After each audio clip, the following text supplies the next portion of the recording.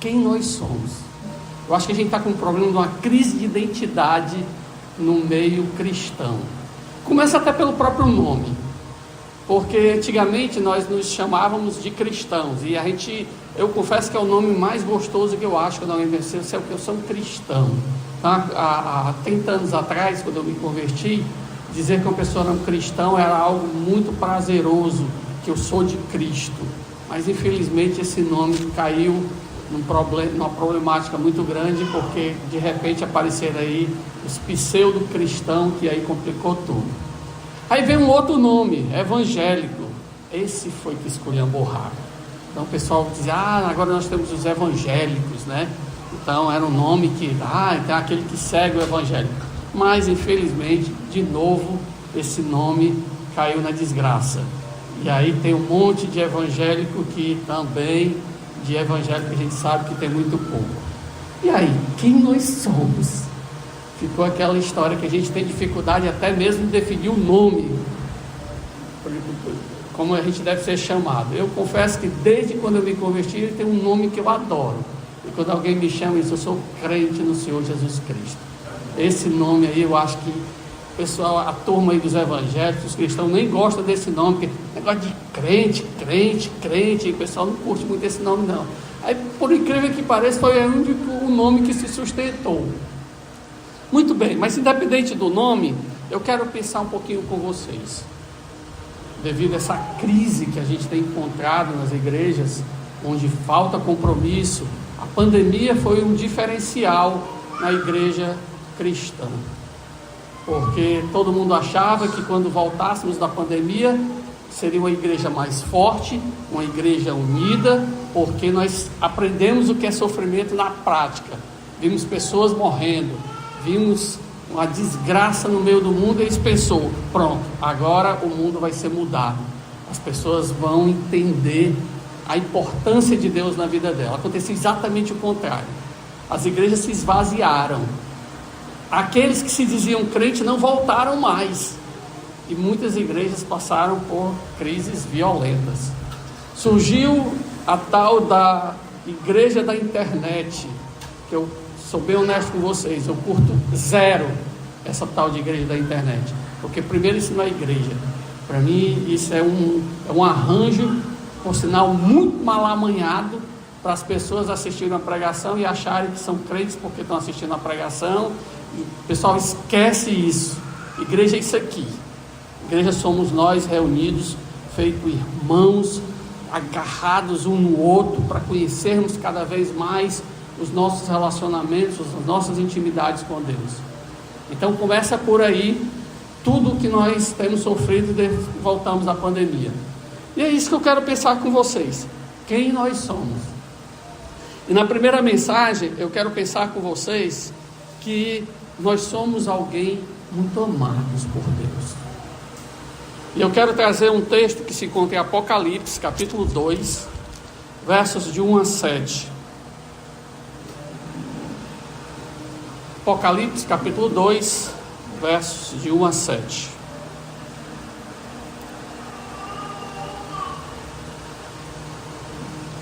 Não chegou lá? Ao anjo da igreja em Éfeso escreve: estas coisas diz aquele que conservou na mão direita as 7 estrelas e que anda no meio dos 7 candeeiros de ouro. Conheço as tuas obras, tanto o teu labor como a tua perseverança, e que não pode suportar homens maus, e que puseste à prova os que a si mesmos se declaram apóstolos e não são, e os achastes mentirosos. E tem perseverança e suportastes prova por causa do meu nome, e não te deixastes esmorecer. Tenho, porém, contra ti que abandonaste o teu primeiro amor. Lembra-te, pois, de onde caíste, arrepende-te e volta à prática das primeiras obras. Senão, venho a ti e moverei o seu lugar, o teu candeeiro, caso não te arrependas. Vamos orar e depois a gente lê o restante do texto. Santo Deus, Pai Todo-Poderoso, obrigado pelo teu amor derramado na vida dos teus servos. Ajuda-me, ó Pai, a transmitir a tua palavra com fidelidade, filtra aquilo que vem do homem, e que teu Santo Espírito possa provar os nossos corações e nos transformar de acordo com a tua verdade soberana. É o que eu te peço no nome do Senhor Jesus Cristo. Amém. Amém. O livro de Apocalipse é um livro que todo crente deveria ler, mas infelizmente a gente às vezes tem medo, porque tem coisas ali muito difíceis, muito complicadas. Mas o livro de Apocalipse nada mais é do que uma carta escrita para crentes no Senhor Jesus Cristo. Essa carta tem um propósito. O livro de Apocalipse se chama Revelação, e 2 versículos nos definem muito bem o propósito do livro. O versículo 1, quando ele diz revelação de Jesus Cristo, ou seja, a ideia é revelar a pessoa de Cristo. E o versículo 19, quando ele diz: escreve, pois, as coisas que viste, as que são e as que hão de acontecer depois destas. Então tem um propósito muito claro esse livro. Ela foi escrita esse livro foi escrito pelo apóstolo João, né? E ele tem como destino os crentes, particularmente aqueles que estavam envolvidos nas 7 igrejas da Ásia Menor. E você vai ver na mensagem a cada uma dessas igrejas, né? A igreja de Esmirna, uma igreja que sofria perseguição; a igreja de Pérgamo, que era a igreja que precisava se arrepender; a igreja de Tiatira, a igreja que tinha uma falsa profetisa lá; a igreja de Sardes, que é a igreja que tinha meio que adormecido; a igreja de Filadélfia, que era a igreja que tinha sofrido, mas pacientemente; de Laodiceia, que era a igreja que tinha uma fé morna. Você vai ver claramente que essas igrejas nós podemos olhar para dentro dessas mensagens e ver claramente cada um de nós escrito nessas igrejas. Quem não já passou por cada uma dessas coisas que estão nessas igrejas?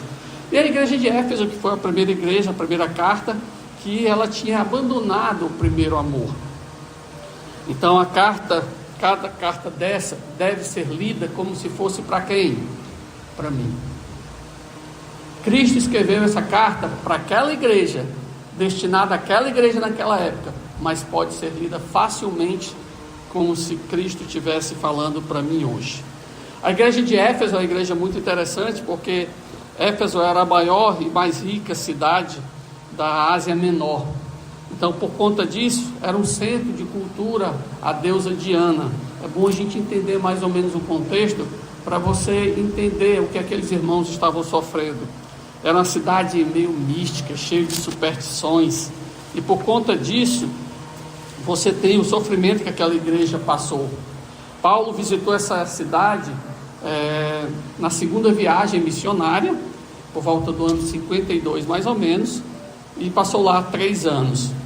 Durante a sua prisão em Roma, Paulo escreveu a carta aos Efésios, agradecendo a Deus o profundo amor que essa igreja tinha. Timóteo depois foi enviado para ser pastor dessa igreja, e mais tarde o próprio apóstolo João, ele pastoreou essa igreja. Depois agora de 40 anos, essa igreja que tinha sido fundada, ela recebe uma carta de Cristo, mostrando que ela permanecia fiel na doutrina, mas havia se esfriado. Então vamos ver qual foi a mensagem que Cristo enviou para essa igreja. Primeiro ele se apresenta à igreja. Agora fica até meio estranho, né? Cristo precisava se apresentar àquela igreja, mas ele fez questão de se apresentar, e ele disse ao anjo da igreja em Éfeso: escreve, estas coisas diz aquele que conserva na mão direita as 7 estrelas e que anda no meio dos 7 candeeiros de ouro. Será que era necessário Cristo se apresentar à igreja? Claro que não, mas Cristo fez questão de dizer para aquela igreja quem ele era. O anjo aqui mencionado significa o mensageiro. Nós vamos ler lá em Apocalipse 1:20, que seria no caso aí os pastores. Então ele começa dizendo que anda no meio dos 7 candeeiros de ouro. Tanto aos Efésios como os discípulos de outras igrejas precisavam lembrar a presença de Cristo. Nós precisamos entender que Cristo está presente aqui hoje. Ele anda no meio da igreja, observando o procedimento da igreja, vendo o que a igreja anda fazendo e pronto para agir se necessário. Lamentavelmente, estamos perdendo o impacto dessa verdade. Temos a ideia de um Cristo lá no céu. Eu não sei se é porque a gente canta muito hino sobre o céu, o céu, o céu, e acaba que a gente joga Cristo lá para o céu e esquece que Ele está aqui. Mas Ele está aqui hoje. Perdemos o impacto da presença de Cristo no nosso louvor. E por isso que se canta tanto hinos hoje. Aliás, não se canta mais hinos hoje, né? Graças a Deus por chegar aqui e ouvir uns belíssimos tocados e cantados com maestria. Porque infelizmente hoje o que nós temos são músicas aguadas, músicas que podem ser cantadas tanto para Deus, como para uma namorada, como para um amigo. E esquecemos da força do relacionamento com Deus. Lembra disso, quem você é. Você é alguém que se relaciona com Deus poderoso. Perdemos muitas vezes o impacto de Cristo nos nossos encontros e acabamos nos tratando de uma maneira muito informal, de uma maneira muito mesquinha, de uma maneira estranha. Esquecemos de nos abraçar, esquecemos de nos relacionarmos de uma maneira mais íntima com alguém que é filho de Deus, como eu sou. Quando você se encontra com aquele irmão na carne, você não dá um abraço gostoso, você diz: meu irmão, que saudade. Nós perdemos isso. Eu não sei se foi o problema da pandemia, que a gente não podia tocar na mão um do outro, né? Que tinha que passar álcool, né? Passar álcool rápido que eu peguei na mão da pessoa. Ela pode ser que ela esteja com a Covid. Mas irmãos, acabou a Covid. Eu posso dar um abraço no irmão gostoso.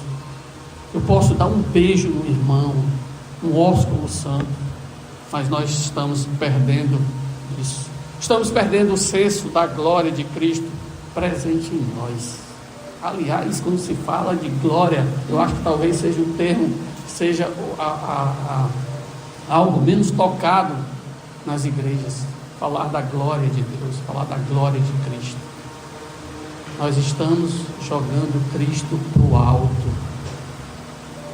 E Ele diz: eu estou no meio de vocês, eu estou entre vocês. Será que nós queremos Cristo entre nós? Ou nós preferimos que Ele fique lá em cima? É melhor Ele lá em cima, porque Ele não vê o que a gente está fazendo aqui. Irmãos, não é isso que Ele quer. Ele diz também que conserva na mão direita as 7 estrelas. Essa palavra conservar no original, ela tem uma ideia de segurar com firmeza, ter totalmente nas mãos. Ninguém pode nos arrancar das mãos de Cristo. Nada pode nos separar do amor de Deus. Lembre-se que você é o que é, única e exclusivamente por causa de Cristo. Ah, quer dizer que eu sou um gerente comercial de uma loja importante, né? Não estou falando disso. Ah, eu sou o diretor de uma empresa, né? Não, eu não estou falando disso.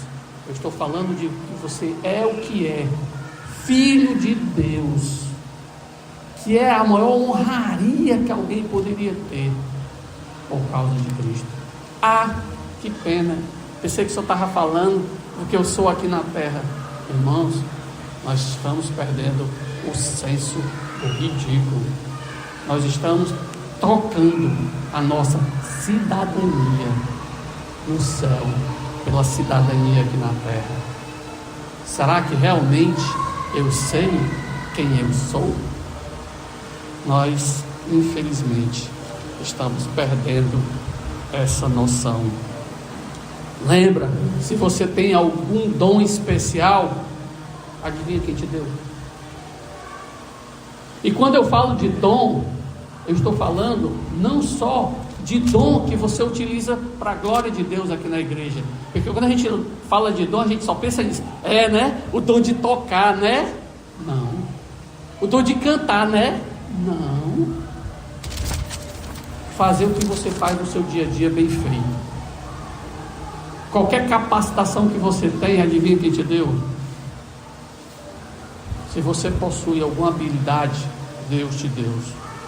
Se você está vivo hoje, é porque Deus permite. Não ache que você é alguma coisa sem Cristo. Mas mesmo Cristo sendo o que Ele é, Ele nos dá todas as coisas, Ele faz questão de elogiar aquela igreja. Olha que coisa interessante. Deus chega, me dá algo, aí diz assim: poxa, que bom que você tem algo tão bom. Isso foi tu que me deu, Senhor. Tu ainda bem me elogiar, porque foi algo que tu me deu. Olha como Cristo é. Ele diz: conheça as tuas obras, versículo 2, capítulo 2. Conheça as tuas obras, tanto o teu labor como a tua perseverança, que não pode suportar homens maus, e que puseste à prova os que a si mesmos se declaram apóstolos e não são, e os achastes mentirosos. E tens perseverança e suportastes provas por causa do meu nome, e não te deixastes esmorecer. No versículo 6, eles têm contudo a teu favor, que odeia as obras dos nicolaítas, os quais eu também odeio. Olha a quantidade de elogio que Cristo faz. E ele destaca aqui, tem 3 grandes virtudes daquela igreja. Primeiro, que era uma igreja fiel na doutrina, mesmo cercada por perseguição e mesmo atacada de forma constante pelas heresias que existiam naquela época. E não pense que heresias é algo dos dias de hoje, não. Hoje o negócio está bravo. Naquela época era pior, talvez, não sei calcular os valores, mas com certeza era difícil. Lá existiam uns tal de nicolaítas, não sei se vocês já ouviram falar nesse grupo, mas eles pregavam, eles se queixavam de crentes, vou tirar o nome crentes, eles se queixavam de cristãos, como existe alguns por aqui hoje, mas eles tinham uma versão muito estranha do cristianismo. Eles pregavam um evangelho liberal, sem exigência nenhuma, sem proibição. Eles queriam gozar o melhor da igreja e o melhor do mundo. Será que a gente vê alguma semelhança nos dias de hoje? Os crentes querendo provar o melhor da igreja, mas o melhor do mundo. Eles incentivavam os crentes a comerem comida sacrificada aos ídolos. É algo terrível. Eles ensinavam que o sexo, antes e fora do casamento, não tinha problema nenhum. O sexo foi dado por Deus. Olha que coisa satânica. O sexo foi dado por Deus para prazer do homem. Qual o problema de ele fazer? Não é preciso estar casado para isso. Esses homens ensinavam isso. Eles acabavam estimulando a imoralidade. Mas a igreja de Éfeso não tolerou a heresia e odiou as obras dos nicolaítas. Os evangélicos de hoje em dia buscam o sobrenatural e não a verdade gerada pela sã doutrina. Eles não querem pensar, eles querem sentir. Poucos dias estava evangelizando com uma pessoa. Ele disse: seu Vadson, eu fico muito feliz com o que o senhor fala, mas eu não consigo sentir isso. Mas, meu amigo, obrigado, irmão. Você não precisa sentir a verdade, você tem que praticar a verdade. Se isso é verdade, você não vai passar no sinal vermelho, porque eu senti que ele estava verde, você se esborracha. Eu tenho que parar no sinal vermelho, porque isso aqui é uma verdade. Se eu não parar no sinal vermelho, pode vir um doido de lá para cá e sapecar em cima de mim e já era. Eu não tenho que sentir a verdade, eu tenho que praticar a verdade. Eles não querem doutrina, eles querem novidades. E aí as igrejas estão cheias de novidades. São as paredes pretas, são as cores que vão chamar a atenção, que vão trazer as pessoas. Nada hoje que se faz nessas igrejas é de graça. Tudo está envolvido numa neura, numa maneira, porque a palavra tem que ser assim, a parede tem que ser preta, porque o som tem que estar no volume tal, as caixas tem que estar na altura tal. Tudo isso é friamente calculado para que surta o efeito que se quer. E qual é o efeito que se quer? Sensações, sentimentos. Aí agora, irmãos, para com isso. Não dá. Eles não querem estudar a Bíblia, eles querem escutar mensagens de autoajuda. E as igrejas estão caindo nessa esparrela. Que é mais que se escuta hoje em dia. São os problemas emocionais. Meus irmãos, o que a gente escuta agora de problemas é falta de Bíblia, meu irmão. É falta de Bíblia. Porque se a gente prega a Bíblia, a palavra de Deus, adivinha o que acontece com esses problemas emocionais? Quando a gente vê Elias lá, tudo cheio de neura lá, é porque Jesus vai morrer, não sei o que, não sei o que. Deus não chegou para chegar e dizer: vem cá, Elias, sente-se do meu lado, eu vou lhe ensinar aqui uma mensagem de autoajuda. Foi isso que Deus fez. Elias, vai ali, unge Jeú como rei, vai ali, faz isso aqui, vai. Senhor, e o problema aqui emocional de Elias? Para com isso. Vai estudar a Bíblia, vai ler a Bíblia, vai servir a Deus, vai trabalhar, meu irmão.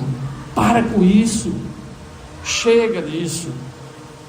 Eles não querem o evangelho da cruz, eles buscam os milagres. Meu irmão, o milagre é o resultado do evangelho da cruz. Eles não querem Deus, eles querem as bênçãos. E aí eu queria pensar um pouquinho contigo. O que você espera da igreja de Cristo? Aliás, o que você quer de Cristo? Você quer as bênçãos? Você quer os milagres? Ou você quer a restauração da sua alma? Irmãos, Deus tem muito mais o que te oferecer. Era uma igreja envolvida com a obra de Deus, e aqui é algo que me chama muita atenção. A igreja de Éfeso não era apenas teórica, ela agia, havia labor, trabalho. Os irmãos lá eram esforçados, os crentes eram engajados, eles não eram meros espectadores. A congregação se envolvia, não era apenas um auditório. Por meio dela, o evangelho se espalhou por toda a Ásia Menor. Que trabalho fantástico fez a igreja de Éfeso. Será que Cristo pode dizer o mesmo a nosso respeito? Poxa, como vocês são trabalhadores. Temos sido uma igreja operosa? Ou deixa tudo nas costas do pastor, que agora vai ter que fazer tudo com o olho só, porque só está um olho aprumado, o outro não está. Então durante a semana se vira, pastor, resolve tudo com o olho só. O problema é teu. Não, meu irmão, o problema é nosso. Você tem sido um ramo frutífero da videira verdadeira? Todo mundo gosta, né? Da imagem lá da videira verdadeira. Nós somos o ramo da videira verdadeira. Não basta ser só um ramo. A gente tem que produzir fruto. Sabe por quê? Porque se não produzir fruto, o que o viticultor faz? Corta esse ramo. Você tem ideia do que é cortar o ramo? Né? Eu vou sofrer. Não, irmão, você vai morrer. O ramo fora da videira, ele morre. Você tem sido um membro dinâmico da sua igreja? Ou você é só um esquentador de banco? Irmão, não foi para isso que Cristo me chamou, não. Porque para esquentar banco, ele tinha dado um tipo diferente aqui na igreja para esquentar. Ele precisa muito mais de nós. E era uma igreja perseverante nas tribulações. Ser crente em Éfeso não era ser uma pessoa popularzinha como hoje as pessoas falam, não, tá? Lá ficava um dos maiores centros do culto ao imperador. Você sabe o que significa isso?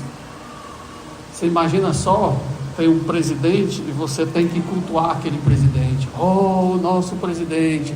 Oh, lá vem ele. Oh, todo mundo se ajoelha ao presidente. Não era fácil ser fiel, não. Muitos crentes estavam sendo perseguidos e até mortos. Sabe por quê? Porque quando chegava lá a hora do culto do imperador, não dobravam os joelhos ao imperador. É fácil isso? Você imagina só, chegasse o presidente aqui e você tivesse que se ajoelhar para o presidente. Se ajoelhou, não? Mata esse desgraçado. Não era algo muito fácil, não. Outros estavam sendo perseguidos porque além do imperador que você tinha que adorar, tinha uma tal de deusa Diana. Peraí, mas aí para com isso. Ainda tem a deusa Diana? Não basta só o imperador. Não, tem uma deusa Diana aqui no meio do caminho. Muito bem, vários estavam sendo perseguidos porque não adoravam a deusa Diana. Outros estavam sendo seduzidos a cair nos falsos ensinos através de falsos apóstolos. Não bastava o governo, não bastava a religião, e agora tinha os irmãos de dentro da igreja que se queixavam de crente, não tinha nada de crente, estavam perseguindo. Já pensou como era fácil viver lá na igreja de Éfeso? Vocês queriam estar lá na igreja de Éfeso? Confesso que eu não queria, não. Queria a distância dessa igreja. Mas aqueles crentes estavam prontos para enfrentar todas as provas por causa de Cristo. Que coisa maravilhosa. Os crentes de hoje em dia estão perdendo a capacidade de sofrer pelo Evangelho. Os crentes hoje preferem ser reconhecidos pelo mundo do que ser reconhecidos no céu. Os crentes perderam a capacidade de denunciar o pecado. Não, porque você sabe, né? Que pecado é um negócio muito relativo. Depende, né? Não. Nós perdemos os valores absolutos e nós estamos com os valores relativos cada vez mais presentes na nossa ponta da língua. Irmãos, espero que a nossa geração não vê não, a nossa geração eu acho que vai embora já. Mas a próxima geração talvez tenha dificuldade de dizer o que significa a palavra pecado. Há pouco tempo atrás, eu ouvi de um crente que foi numa determinada igreja, não era aqui, está no Ceará, ele estava lá em Brasília e foi passar alguns meses lá, e ele disse: rapaz, o pastor descobriu uma palavra nova, ó. Qual é? Pecado. Como assim? Porque ele pregou durante meses e meses e não fala de pecado. Quando foi essa semana ele aprendeu essa palavra. Irmãos, não se espantem se a próxima geração desconhecer essa tal de palavra pecado. Pecado, o que é isso, negócio de pecado? Depende, meu irmão. Hoje é assim, né? Depende se é do seu ponto de vista, do meu não. Do meu isso não é pecado. E cada qual com o seu. É interessante que a modernidade tentou colocar a igreja dentro de uma caixa cheia de regrinhas. E a pós-modernidade tirou a igreja de dentro dessa caixa, botou lá fora e disse assim: não, agora nós vamos fazer diferente. Porque botar a igreja dentro da caixa a gente não consegue. A gente vai pegar a igreja, vai tirar ela dentro da caixa e a gente vai dizer assim: tudo pode, meu irmão. E agora depende de cada um de vocês, do seu pensamento, do seu sentimento, das suas emoções. E nós estamos dizendo o quê? Amém, irmão. Para com isso. Nós precisamos entender o que é pecado. Nós precisamos estar mais comprometidos em denunciar o pecado. Mas pastor, é porque é meu amigo, gostando dele, ele vai ficar com raiva de mim. Irmãos, a igreja de Éfeso sofria porque denunciava o pecado, morriam porque denunciavam o pecado. Você está pronto para morrer por Cristo? Você está pronto para sofrer? Pois é, perdi a amizade, meu melhor amigo, gostar tanto dele, ir lá em casa, churrasquinho juntos. Pois é, eu fui dizer que o que ele estava fazendo era pecado, ele não quer mais nem olhar na minha cara. Sim, e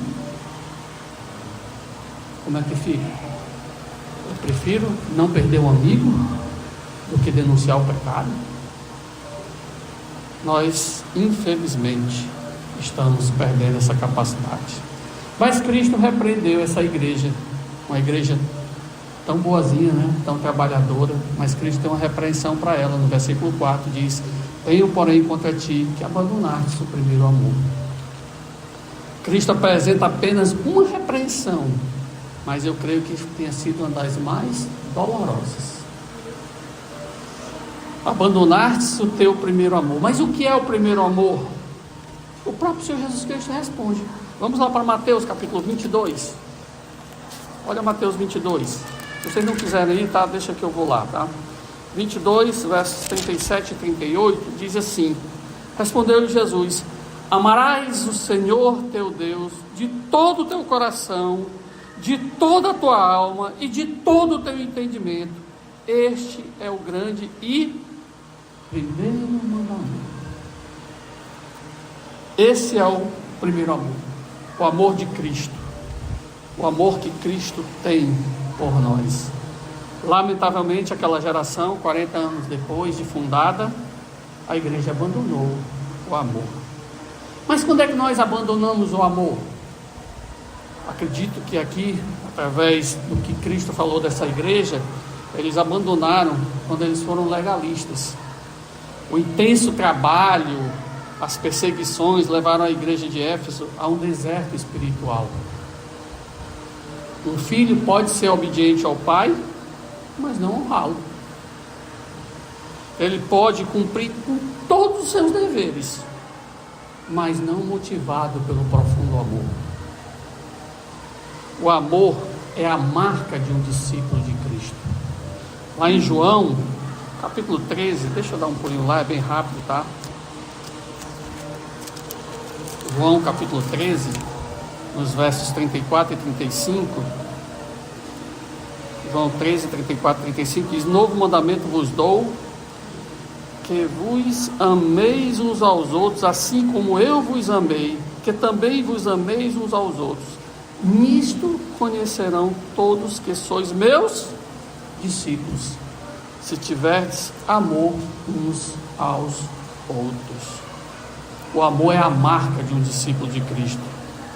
Jesus está interessado em nós, não no nosso trabalho. Ele disse: eu posso fazer as pedras clamarem.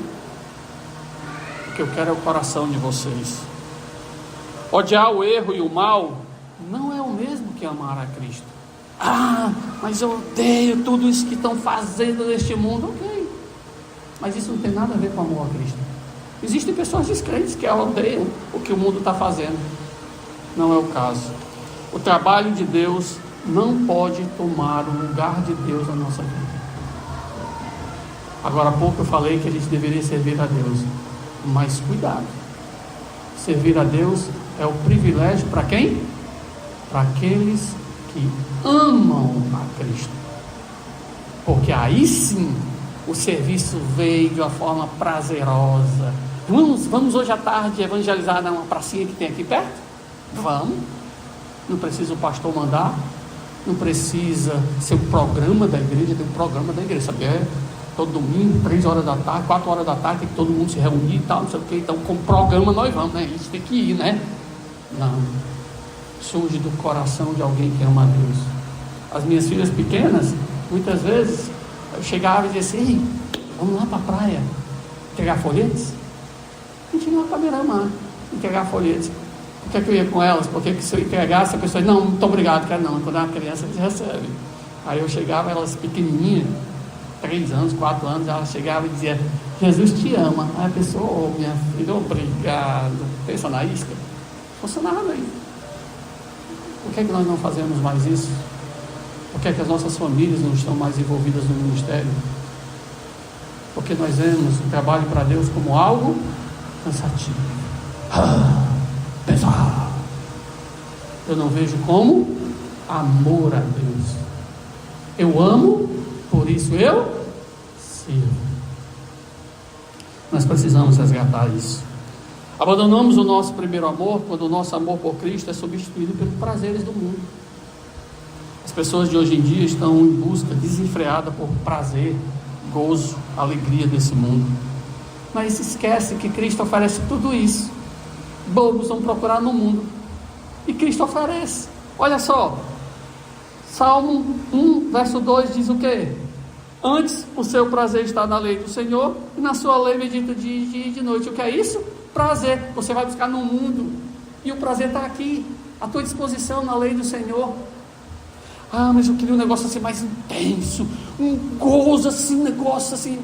Jeremias 15:16: achadas as tuas palavras, logo as comi, as tuas palavras me foram gozo e alegria. Nós estamos perdendo o gozo na palavra de Deus. Olha que coisa esquisita, que coisa estranha. Irmão, se de repente você abre a palavra de Deus e não encontra gozo e alegria, alguma coisa está estranha. Quem é você? Será que você não está se enganando? Alegria, Salmo 4:7: mais alegria me puseste no coração do que a alegria deles. mas o mundo aí, as pessoas são tão alegres, tão divertidas. Ai, Senhor, como eu queria. Deus pode botar essa alegria no teu coração, meu irmão. O problema é onde você está buscando. É alguém que está buscando comida na lata do lixo. É porque eu encontrei uma vez eu encontrei um danoninho fechado com a marmita do mundo, estava até na validade, encontrei lá dentro do lixo. Pode encontrar, de vez em quando pode encontrar alguma coisa. Mas eu preciso ir para a lata do lixo? Se eu tenho aqui no supermercado me oferecendo talvez até de graça. Deus nos oferece gratuitamente. Nós temos aqui um supermercado aberto 24 horas, com tudo de graça, e nós queremos procurar na lata do lixo. Por quê? Porque nós estamos perdendo a nossa identidade. Nós não sabemos quem nós somos. Irmãos, hoje as pessoas buscam prazer em tudo. Numa música que canta mensagens amorosas, mensagens de autoajuda. Hoje em dia se procura gozo, alegria em artistas, em filmes, em padrões mundanos. Um prazer fugaz que dura muito pouco.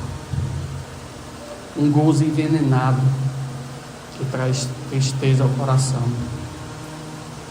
Satanás é entrado sorrateiramente na vida dos crentes, infelizmente. E quem tem convidado ele para chegar nas nossas casas? Nós, recheados de lazer, de entretenimento. Eu sou de ferro, né? Assistir um filmezinho ali de vez em quando, né? Nós estamos nos boicotando. Nós estamos nos autodestruindo em nome de um prazer mundano. Mas ainda há uma chance para nós. Cristo mostra a saída no versículo 5, quando ele diz: lembra-te, pois, de onde caíste, arrepende-te e volta à prática das primeiras obras. E se não, eu venho a ti, moverei do seu lugar o teu candeeiro, caso não te arrependas. Olha que coisa interessante. Lembra-te, pois, de onde caístes. Essa frase é interessante porque não basta saber que é preciso se arrepender. Eu preciso perguntar: para onde eu preciso retornar? Pois é, eu pequei. Não, que tu é pecador, eu sei. Isso não é problema não. O problema é de que ponto eu me desviei para me retornar. O crente não está sendo chamado a relembrar o seu pecado, mas ele está sendo dito: lembra lá da situação que você caiu. Mas de onde você caiu? É isso que nós temos que lembrar. Que pecado te fez se abandonar o primeiro amor? Eu tenho que me lembrar disso. Porque nós cometemos o pecado aqui, aí nós ficamos nos martirizando aqui depois, e aí nós queremos tratar o quê? O martírio. Mas eu não me lembro lá de onde eu caí, eu tenho que voltar para aquele ponto. É fundamental que aconteça isso na minha vida. Para quê? E ele diz: arrepende-te, para que eu possa me arrepender. Arrependimento não é emoção. Eu senti que agora eu tenho que me arrepender. Sim, o problema é teu. O problema não é esse. O arrependimento é uma atitude. Não precisa existir choro, existir quebrantamento, porque é racional, meu irmão. Eu pequei. O problema é que a gente fica esperando sentir, e aí está lá um coração totalmente cauterizado pelo pecado. Eu me lembro uma vez uma pessoa que foi conversar com o pastor, e aí o pastor chegou e disse para ela, antes dela dizer o que era o pecado dela, falou: irmã, se liberte, você tem que ver que Cristo é liberdade para nós, você tem que tirar essas neuras da sua cabeça, não sei o que. Aí passou-se alguns, isso é real, isso não é mentira não, tá? Passou-se alguns meses, aí o pastor: irmã, Você veio conversar comigo naquele dia, e aí como é que está, pastor? Hoje eu sou uma nova pessoa, tudo mudado na minha vida. Foi mesmo, o que foi que aconteceu? Porque eu tinha traído meu marido. E aí? Não, agora eu saio com vários homens, eu tirei aquele da minha cabeça, hoje eu estou liberta. Ela virou uma prostituta. A gente espera sensações, a gente espera que algo aconteça na minha vida. Irmão, errado é errado, ponto. O que eu preciso mais do que isso? Nada. Uma cabecinha de vento. É isso que tem acontecido conosco. Lembrança sem arrependimento é remorso. Qual foi a diferença de Pedro e Judas? Pedro lembrou do que ele tinha feito e se arrependeu. Judas lembrou do que ele tinha feito e se matou. Essa é a diferença. Arrepender é mudar a mente, é mudar a direção, é voltar para Deus, é deixar o pecado, é romper com aquilo que entristece a mim. Não, porque pecado não me entristece, pecado me alegra, porque minha carne gosta de pecar. É romper com o que está entristecendo a Cristo, porque eu gosto tanto do pecado. Ainda tem aqueles que tem aqueles pecadinhos de estimação, né? Aquele que ninguém sabe, guardadinho, e a gente fica cometendo, e a gente esquece que aquilo ali levou o meu Senhor para a cruz. Aquele pecadinho que eu cometi lá levou o meu Senhor para a cruz. E eu digo, não, mas eu amo a Jesus. Não, irmãos. O que é que está fazendo o seu coração esfriar? Deixa disso. Arrepende-te. Volta à prática das primeiras obras, foi o que Cristo disse. Ninguém se arrepende de um pecado e continua praticando o mesmo pecado. Isso não é arrependimento. Pode ser qualquer coisa, menos arrependimento. É tempo de nós nos voltarmos para Cristo. É tempo de nós nos consagrarmos mais a Cristo. Mas parece que a palavra consagração virou um objeto de Jesus. Consagrar? Sim. Consagrar é oferecer o que nós temos a Cristo. Não são só os nossos dízimos e as nossas ofertas. É o meu coração, é os meus olhos, é o meu ouvido, são as minhas mãos. Eu preciso me consagrar. E Cristo dá um aviso: eu venho a ti e moverei do seu lugar o teu candeeiro. Acho que essa frase dispensa comentários, né? O candeeiro aqui é a igreja somos nós. Se Cristo mover o candeeiro, Ele vai estar nos movendo. E aqui não tem nada a ver com perca de salvação não, tá? Ele não está dizendo, agora você perdeu a salvação. Não, a salvação é sua, eu te dei, é tua e acabou-se.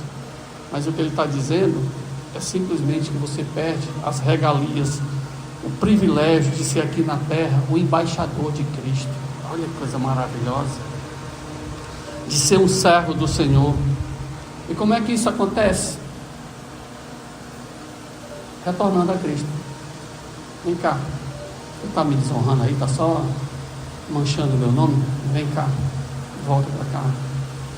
E aquilo que eu tanto era apegado, esse mundinho medíocre, eu perco. É isso que você quer?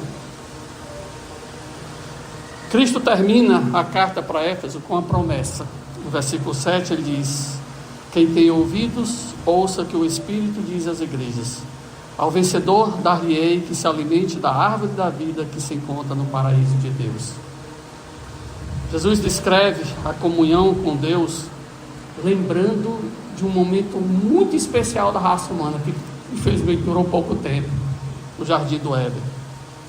Por causa do pecado, o homem foi lançado do jardim do Éden.